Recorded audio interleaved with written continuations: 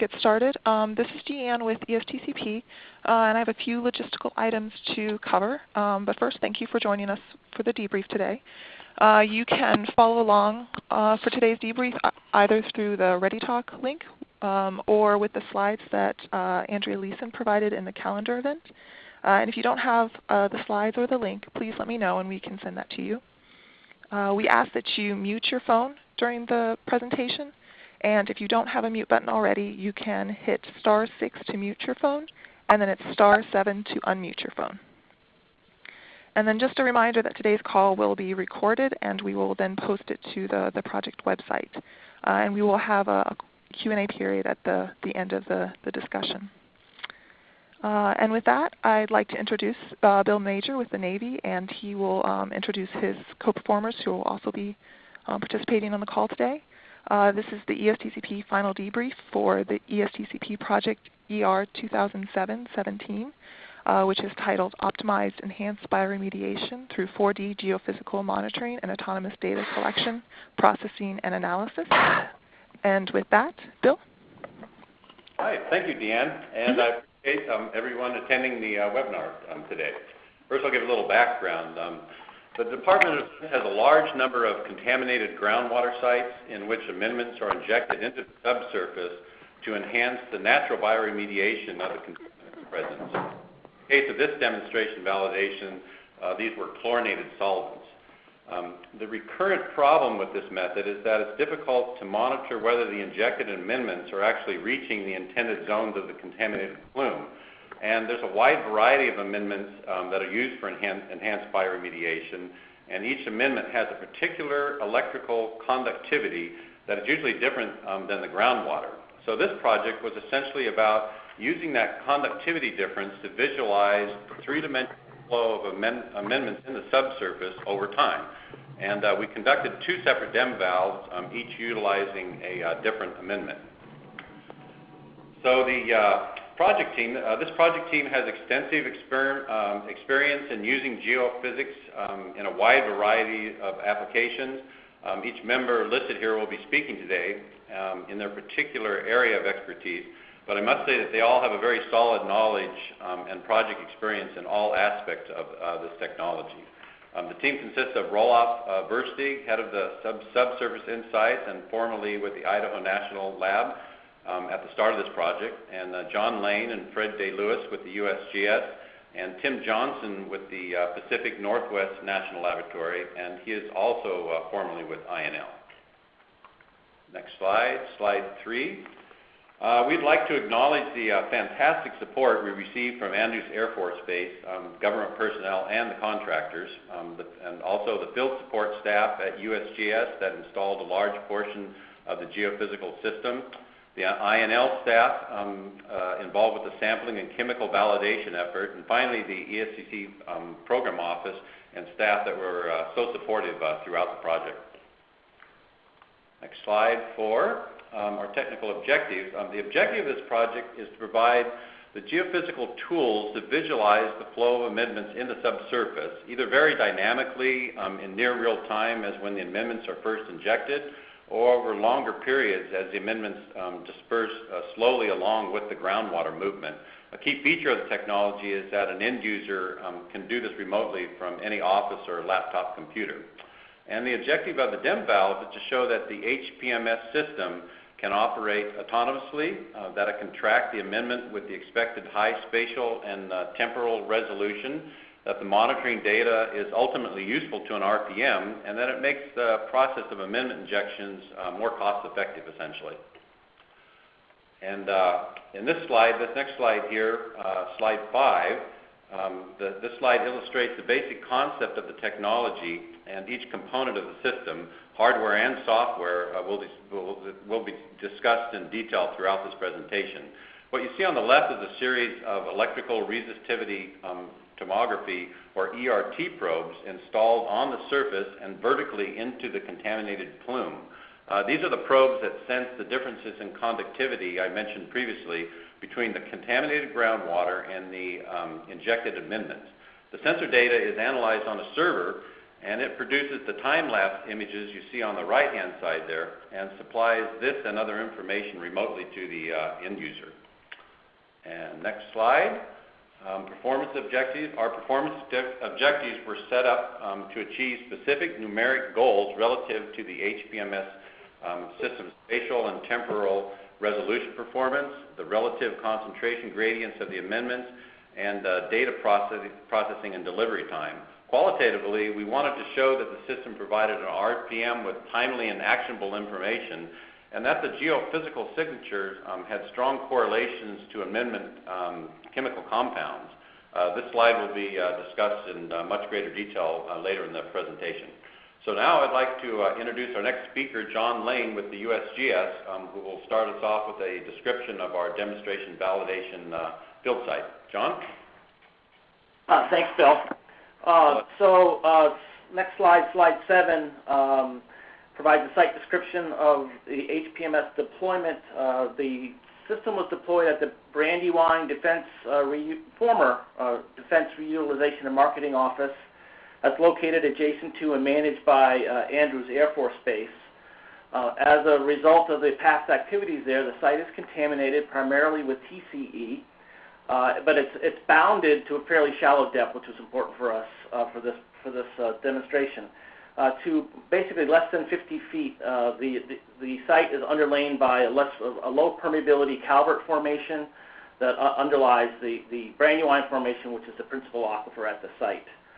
We were able to piggyback on an enhanced bioremediation effort that was planned at the site for 2008, an injection of a proprietary amendment called ABC, which is primarily consisted of lactic esters that were injected at 1,000 injection points over the site over about an 8 plus or minus acre area. And we utilize this as our imaging opportunity. Next slide. So next slide, slide 8. Just to return to the concept of the HPMS, the idea here was to deploy these electrodes and the other conventional sampling wells and sampling points around around several injection points. In this case, 2 specific discrete injection points is how we did it. And then the idea is the data is collected on the site, transmitted initially to Idaho National Labs, then to Pacific Northwest Labs for processing, correlation with the conventional hydrologic and geochemical information to create these updated time-lapse amendment maps, and with those results available to the user via a secure server. This next slide, slide 9, shows you the field site, an air photo of the field site, and the layout of both the HPMS and the other conventional sampling infrastructure that was set up at the site. We set up around injection points B6 and B7, which are shown as the X's. There were 8 multi-level sampling wells installed around these injection points, as well as 7 electrical resistivity tomography wells, which are shown as the black dots, E1 to E7. And within each one of these ERT strings, we had three sampling ports right at the ERT string. In addition, we also installed 4 conventional wells that we could use for cross-hole radar and borehole geophysical logging, principally EM induction logging. The next slide, slide 10, shows you a blow-up in a 3D image of the downhole electrodes in the sampling. The electrode strings are shown in yellow, and the sampling ports are green on those ERT strings. In addition, you can see the conventional sampling wells that are surrounding the injection points. The site was set up, the downhole infrastructure was set up using a direct push, and the cables and tubings were installed in vaults and then trenched in. So most of the site was flush mounted, and the cables went back to this control, basically a shed that had the resistivity instrument and the PC and communications equipment to get the data back to INL or PNNL. And then we did have the GPR and EM induction logging wells you see sticking up there. But everything was trenched in and kept as low profile as possible.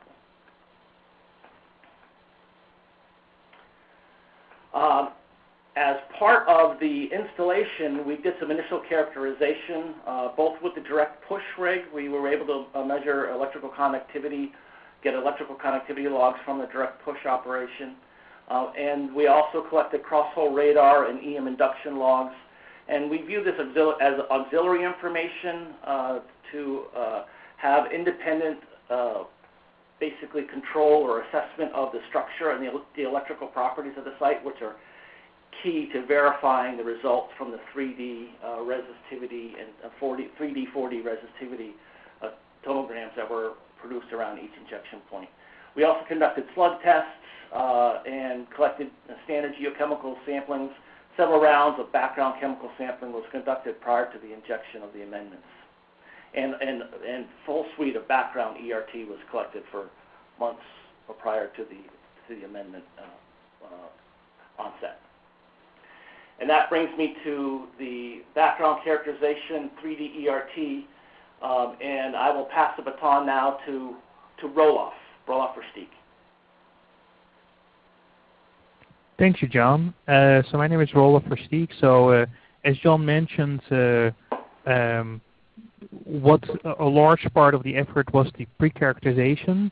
This happened, and the installation, this happened in the fall of 2007 and beginning of 2008.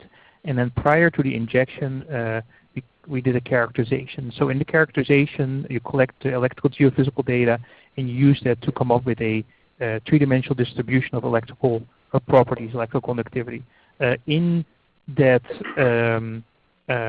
in the resulting image, which you see in slide number 13, you see the Brandywine formation, the culvert formation, and fill material, and that information agrees with the well data.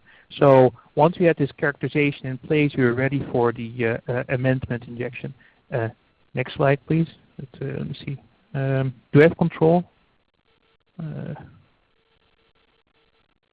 Okay. So slide number 14. We performed 2 amendment monitoring efforts during this project. For the amendment processing, for the data processing, we used electrical geophysical software, which was developed at the Idaho National Laboratory, and which continued at PNNL by Tim Johnson for the data processing.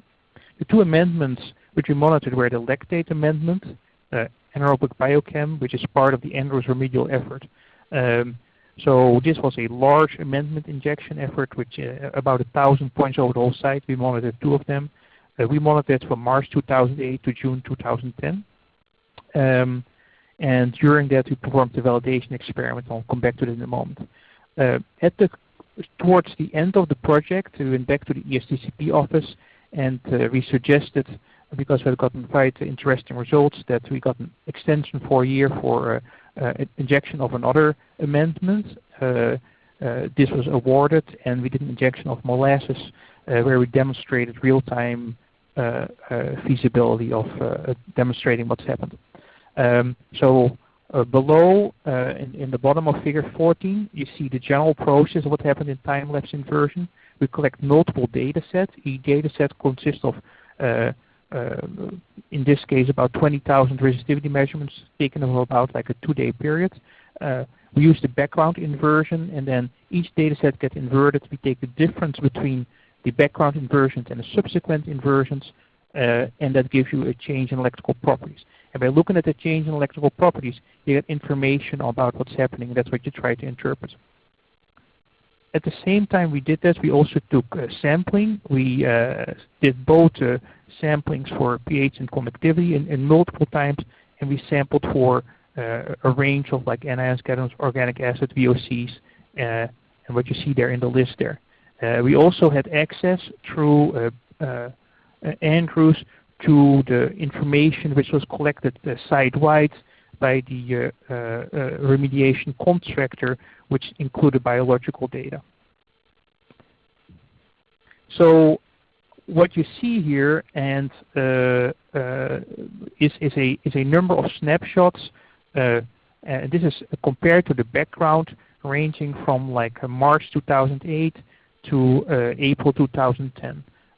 You can actually see an animation of more of this data at the link given below at the bottom of your site there.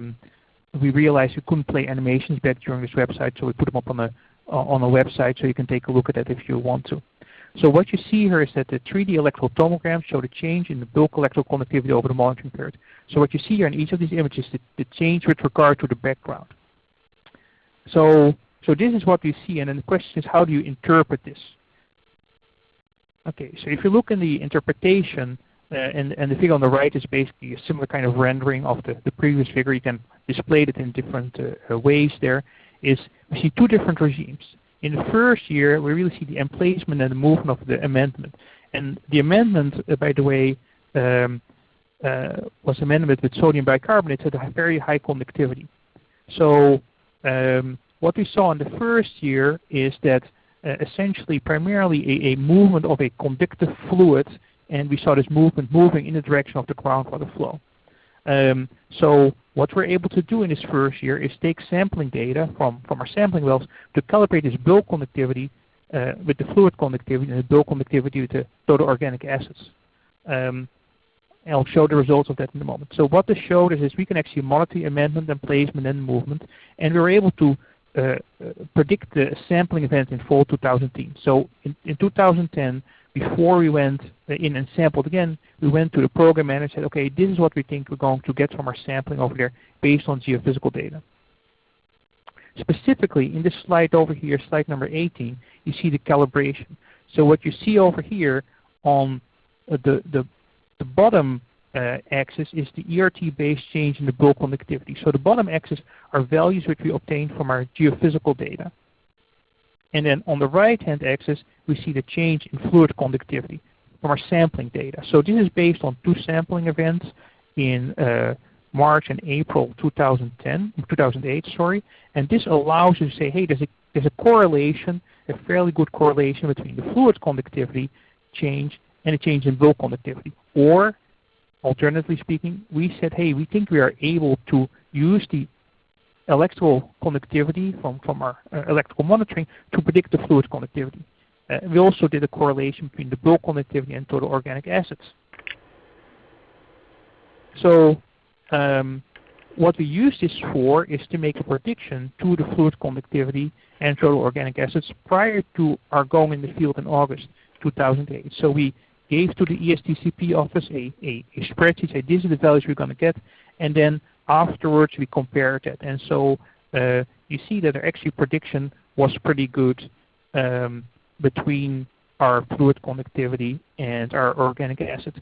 Now what this is interpreted to mean is that primarily we're seeing here that we see two things happening. First, that the amendment or travels as in the liquid phase, and that pretty much the organic acids travel with the sodium over there, with the sodium bicarbonate. So basically the amendment travels as a sort of conservatively.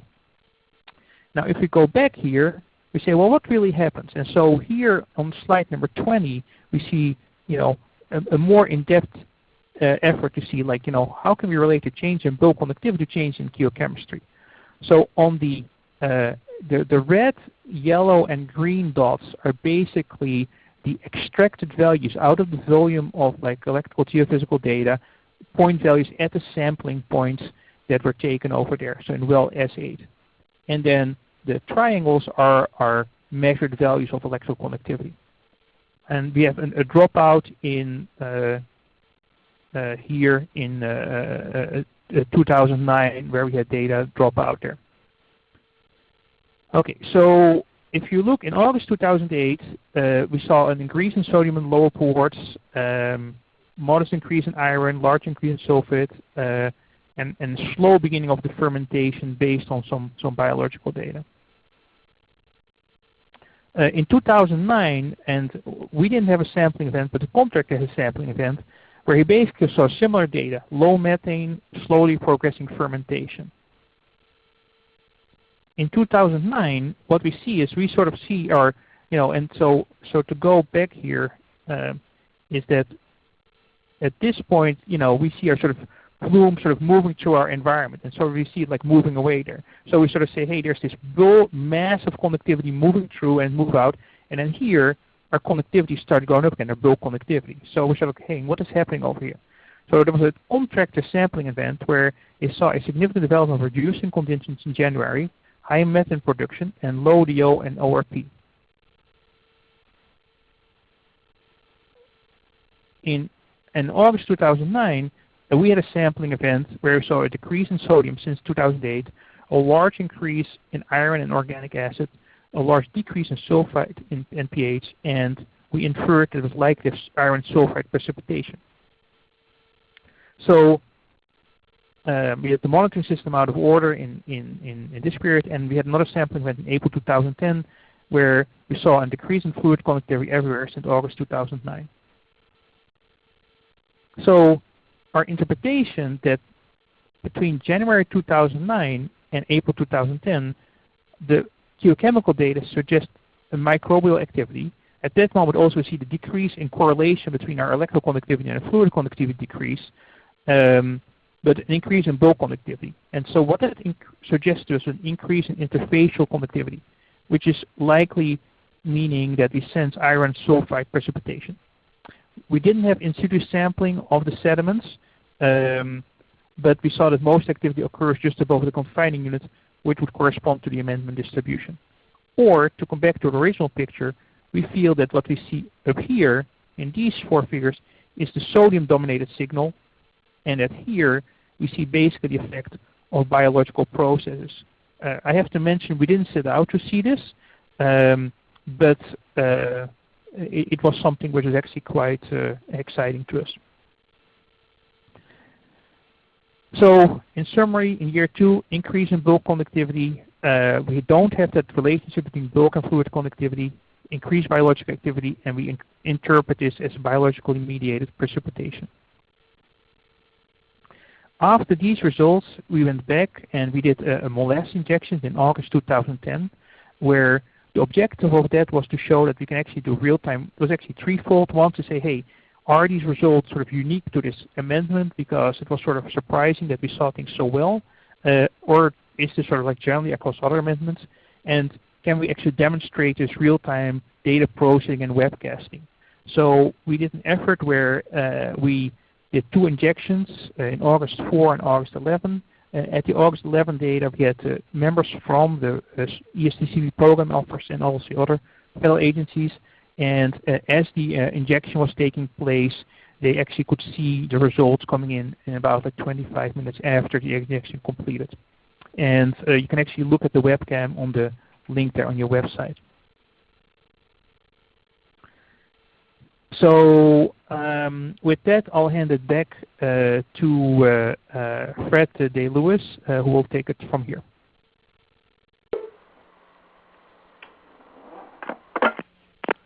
Okay, thanks, Roelof. This is Fred Day-Lewis at the U.S. Geological Survey. I'll just wrap up with this last slide showing some of the molasses injections. We have here a slide showing the progression of the molasses, and as Roelof said, you can look on the website indicated on the previous slide for the URL if you'd like to see the animations of this.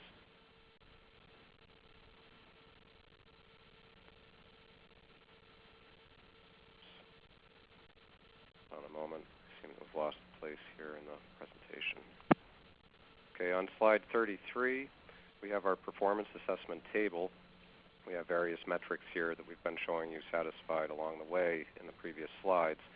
These include 3D spatial resolution of amendment maps, relative concentration gradients of amendments, processing and delivery time of the HPMS, temporal resolution of amendment maps, and then some qualitative measures related to the effectiveness of the HPMS in delivering actionable information to people in the field and the ability to map geochemical parameters of interest.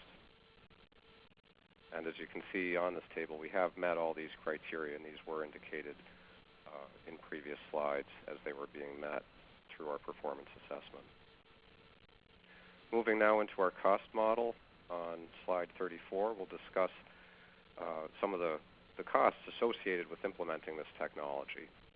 For a Brandywine scale deployment, after all the R&D that went into this work, we expect a total cost on the order of about $300,000 for 1 year of monitoring. So this would include installation, the capital costs associated with buying the geophysical equipment and dedicating it to the site, and the setup for the monitoring, and as well the data analysis that goes into this work. Cost savings associated with using an HPMS would increase over time relative to conventional technology.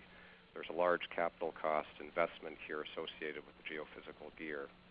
And how much that costs relative to conventional technology depends a lot on a number of cost drivers we'll go over in the next slide. Annual operating costs for a Brandywine scale operation we expect now would be on the order of about $13,000 per year. In slide 35, we list our major cost drivers. We see site heterogeneity as a major cost driver. This, of course, is a cost driver for any kind of characterization or monitoring effort, whether geophysical or conventional. Spatial variability necessitates higher resolution information in space, so more wells, more electrodes in the case of geophysical imaging, and installation over a larger area to cover a whole area because one site isn't representative of a whole region. Use of borehole electrodes and their associated costs, this is specific to a geophysical installation, are a major cost driver for us. Using borehole electrodes and installing them is a major part of our installation budget. However, we're looking at using surface electrodes, relying on those more in future operations. Surface electrodes can either be installed at land surface or trenched in, eliminating the need for even direct push installations. However, there is a sacrifice in resolution with surface electrodes relative to the use of borehole electrodes because the electrodes are more distant from the target, more distant from the plume or the biostimulation injection areas. There's a need for sample-based calibration of electrical geophysical results. So we do have this cost associated with any deployment of the HPMS. We need to calibrate the results from the geophysics to ground truth chemical data, and that was another major part of our budget was sampling. Now, sampling, of course, is a major part of any kind of monitoring budget, so this is not specific to our technology, but it is one of the cost drivers. Current resistivity instrumentation requires shelter and AC power. There are new instruments coming online, some being developed here at the USGS that will enable more remote operation, instruments that can be powered off solar and so forth. But typically, we expect that deployment of an HPMS would require AC power and some sort of shelter. Slide 36 begins to present one cost comparison. We included several cost comparisons, several different scenarios in our final report and cost performance report. We just detail one here. We compare now conventional sampling for a kind of typical installation to use of the HPMS. Now, as we get into this, I want to emphasize that we do not see the geophysics as replacing conventional sampling. It's a complement to it. In some of the slides that Roloff presented, you saw the continuous in time nature of the geophysical data. And in other slides that Roloff presented, you saw continuous in space information in the form of those 3D images. So what we can do with the geophysics is fill in gaps in space and in time. And this might trigger sampling events, or this might allow you to make better use of chemical data, capitalize on it more, and fill in gaps so that you can understand what's going on in between quarterly sampling or annual sampling. There was a lot of temporal variability in the geochemistry that was observed in between those just handful of discrete sampling times. But we can also, of course, minimize the amount of conventional sampling if we can fill in gaps in between. So in this scenario, we consider quarterly sampling for year one and annual sampling for 2 subsequent years at 10 locations for monitoring with 4 sampling wells per location. So this would be 10 locations around a site with 4 sampling wells to look at the progression of amendment away from an injection point. With that as a base cost, We then consider the deployment of an HPMS for 3 years, where we do sampling only in year 1 twice to develop a calibration and then to test that calibration with a prediction event, such as we performed in the course of our project. That calibration is then used for years 2 and 3 so that we get continuous in time and in space information about the amendment presence. But we don't do additional chemical sampling in years 2 and 3. Despite the capital costs associated with the investment and installation of the geophysical equipment, we achieve in this scenario a 55% cost savings using representative figures from Brandywine for the kind of chemical analyses that we performed. Some of the challenges that we face in scaling this up to use at other sites can be met by looking at use of surface electrode arrays. And this was something we began testing late in our project and used for the molasses injections. With surface electrodes, again, we don't need to install these down hole, so we don't need to use drill or use direct push to get these into the ground.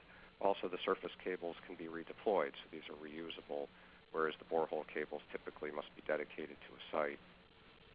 We can complement surface arrays at some sites with 1D vertical arrays. So if we have a large plume and just want discrete information at local individual points, we might look at installing downhole electrode arrays, not with full 2D or 3D imaging in between wells, but just at discrete locations vertically. And of course, we're looking at ways to integrate data collection from the HPMS with more biogeochemical data and hydrological data. So there are frameworks available to us to do that geostatistically. At this point, I'll hand the baton back to Rolf Versteeg to present lessons learned. Okay, thank you, Fred. So our lessons learned are first of all, I think the main one of the lessons is like amendments exhibit electrically detectable signature, and amendment and placement monitoring is feasible both in the short term for operational purposes for installation and for long term for monitoring where the amendment goes and so on. The second one is that the electrical signature will change over time as a result of physical and chemical processes, both dilution and biogeochemistry. That allows for the monitoring of these processes, which we think is really exciting, but it requires auxiliary data for the calibration. The third one is the system installation costs can be reduced by using surface arrays. We can automate acquisition, processing, and result delivery, as we showed conclusively. One item is that there's an improved reliability of new instrumentation, which reduces the data that drops out, and also, as Fred mentioned, there is a trend toward lower costs in this hardware there.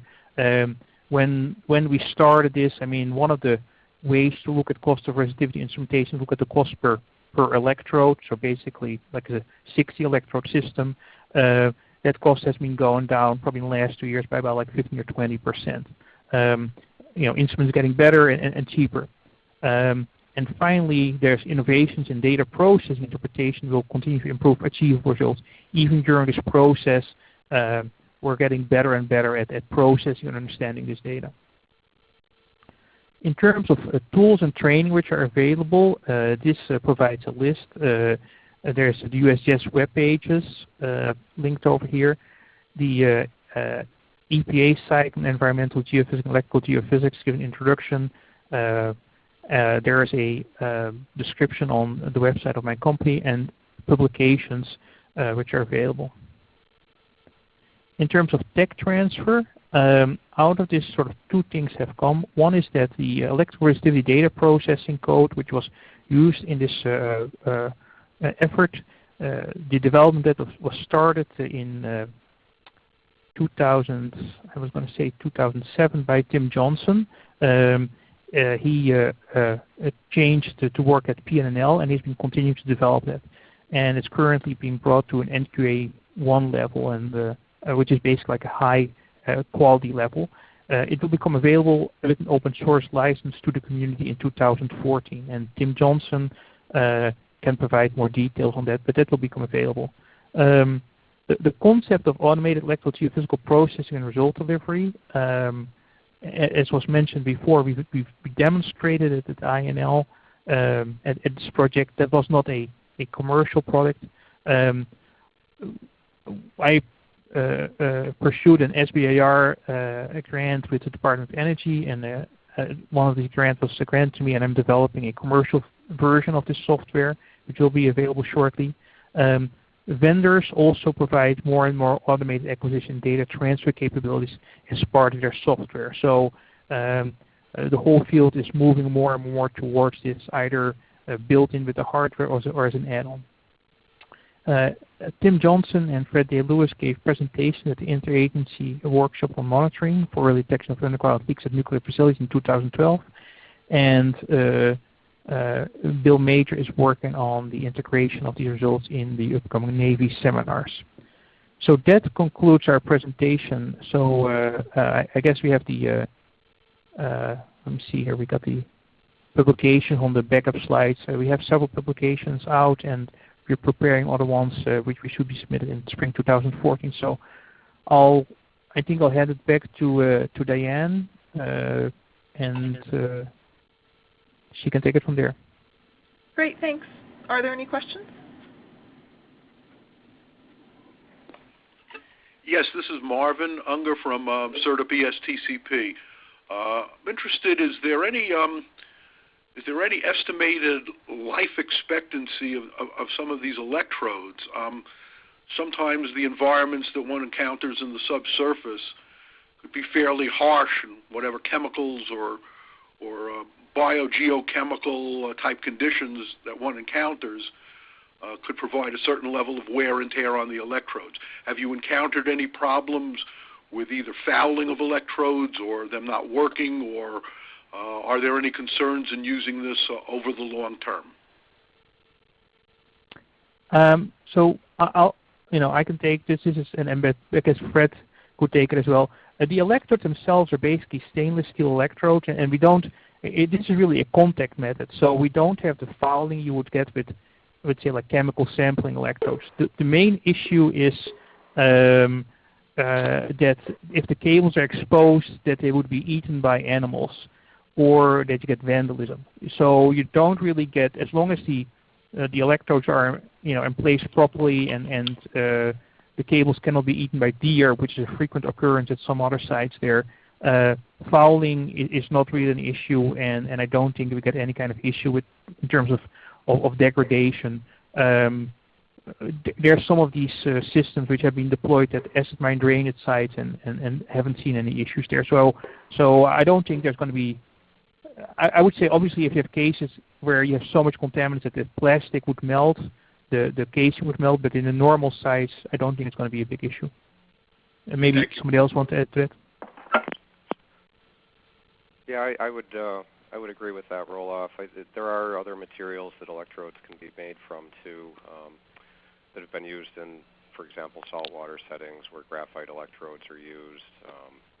In lab we have silver chloride, and others. So there are other materials. And then for the jackets of the electrode cables, there are different materials available too. We had to look into using different jacket materials at one site because there were concerns about some of the jacket materials actually having some very minuscule amount of VOCs in the makeup of them. So I think we, most sites we could probably find something that would work. Thank you.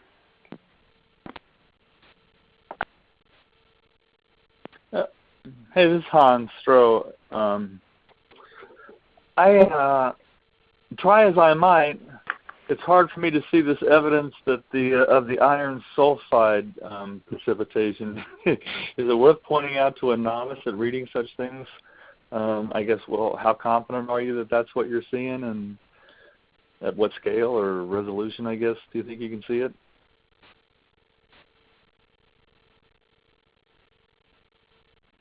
Hello?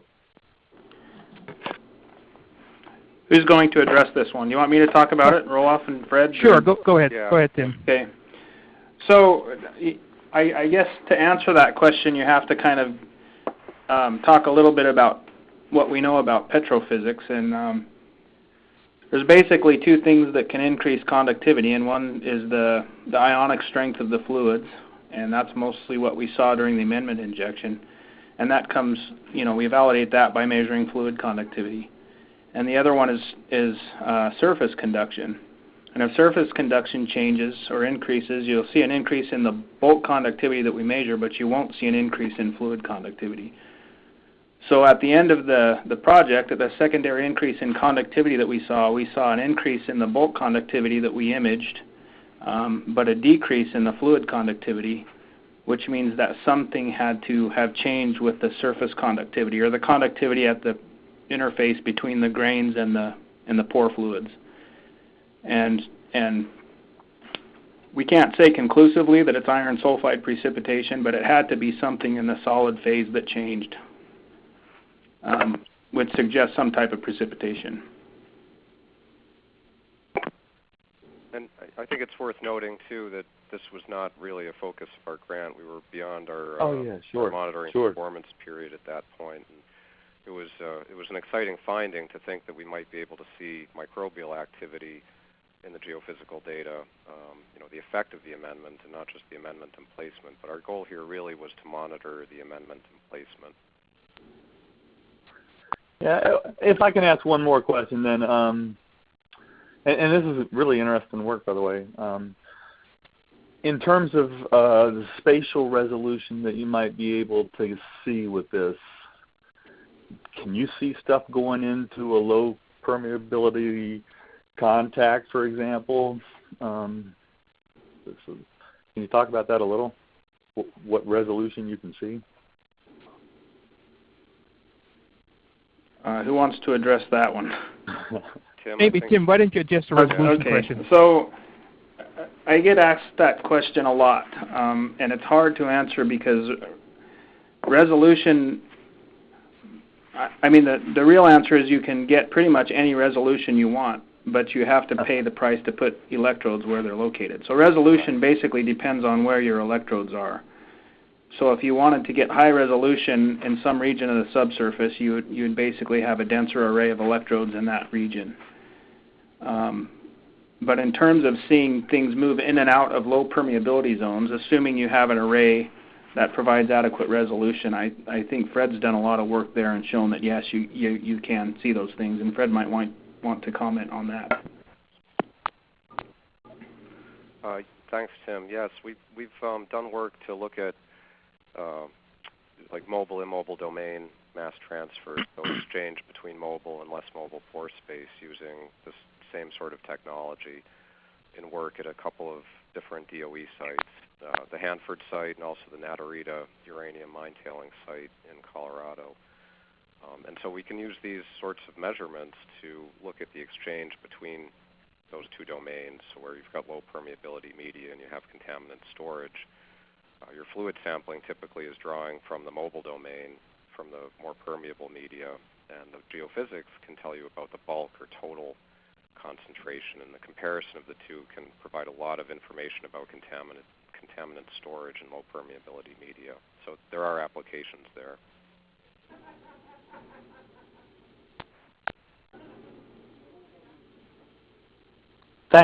Thanks.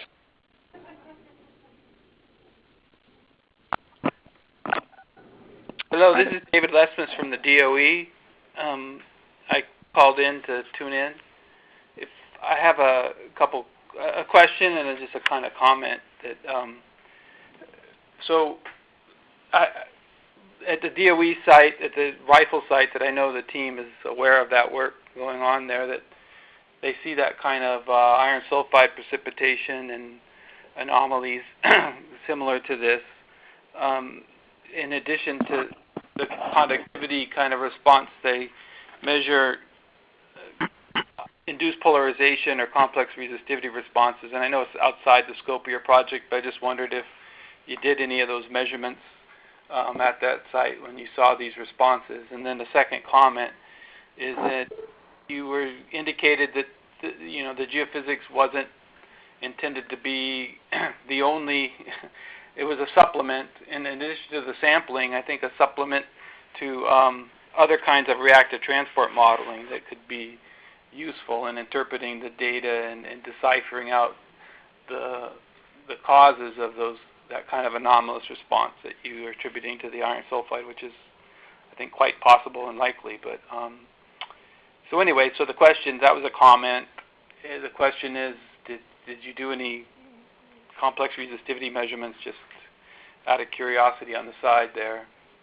And I guess the other comment is you could, again, probably outside the scope, but you could do measurements on cores to kind of simulate what's going on in the field to try to get a handle on the biogeochemistry. But again, I understand it's probably outside the scope of what you were doing here. But so what about it? Did you guys do any complex resistivity measurements, IP measurements at the site? Tim, do you want to field that one? Sure. So we did. The instrumentation we were using didn't allow us to do spectral IP, but we did take time domain IP measurements, and those data were very noisy. You know, as you know, they're sensitive to the electrodes, and those data were noisy. We did invert them, but they didn't really provide anything that was useful just because they were noisy. Does anyone else want to add anything to that? I don't know, maybe roll off, but. Yeah, I think one of the things that, and maybe to mention, is that it actually. So yeah, we did collect data. We did look at that. I think one of the issues with these borehole electrodes is that they're noisier maybe than surface electrodes in collecting IP data. That seems to be my experience.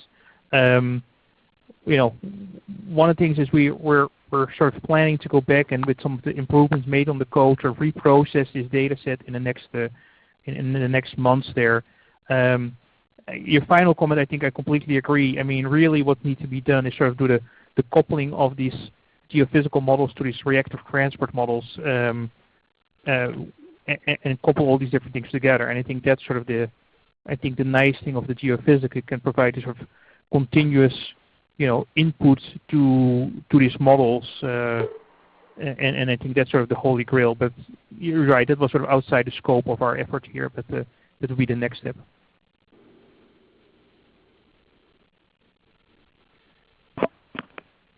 I have another question if we're done with that previous one. Yeah, I'm done. Thanks. My name's Chuck Coyle. I'm with the Corps of Engineers, and we're seeing pretty widespread adoption of hydraulic fracturing for amendment and placement. And I just wonder if you could comment on the suitability of geophysics for tracking amendment delivery during hydraulic fracturing, and also what you see as advantages and disadvantages between geophysics and like tilt meter, like the type of geophysics you did versus like tilt meter types of techniques.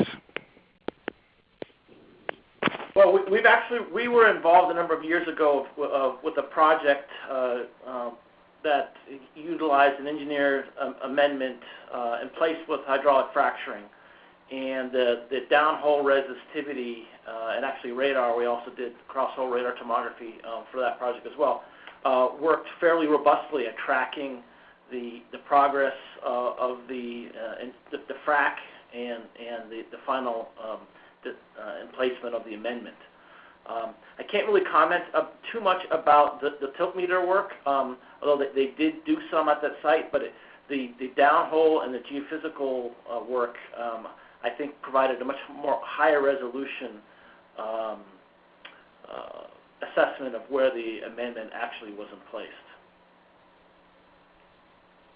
A higher resolution than compared to tilt meter? Yes. Yeah. Okay.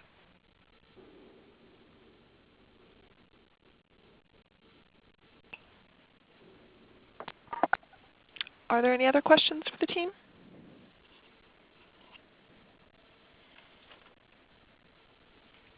Okay. Well, with that, I just wanted to thank Bill and everyone else on the project team for your time and providing this final debrief. We do really appreciate it and we find it valuable. And thank you for everyone for joining this call.